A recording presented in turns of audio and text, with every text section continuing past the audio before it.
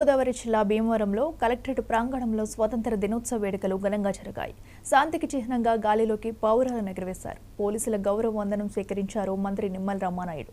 MLA Pulavarthi Ramanjaneyulu, జిల్లా collector CH Nagamani హాజరయ్యారు. మన ముఖ్య అతిథి రాష్ట్ర జలవనరుల అభివృద్ధి శాఖ మంత్రులు doctor Nimmala Ramanaidu.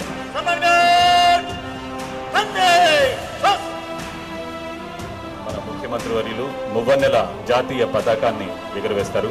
Civil dress లో ఉన్న వారందరూ లేచి నిలబడవలసిందిగా కోరుతున్నాం. యూనిఫామ్ లో ఉన్న అధికారులు సెల్యూట్ చేయవలసిందిగా కోరుతున్నాం.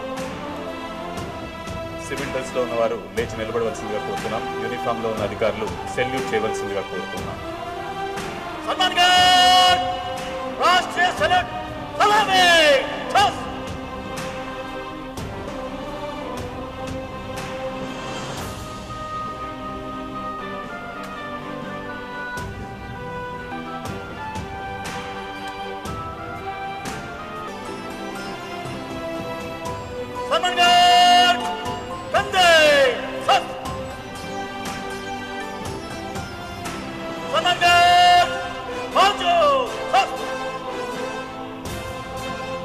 డెబ్బై 78వ స్వతంత్ర దినోత్సవ వేడుకలు జరుపుకుంటున్నటువంటి శుభ సందర్భంగా వేదిక ముందున్నటువంటి అధికారులకు, ప్రత్యేకంగా నా ఆత్మీయ జిల్లా ప్రజలందరికీ కూడా నా హృదయపూర్వకమైనటువంటి శుభాకాంక్షలు ముందుగా మీ అందరికీ కూడా తెలియజేసుకుంటూ ఉన్నా.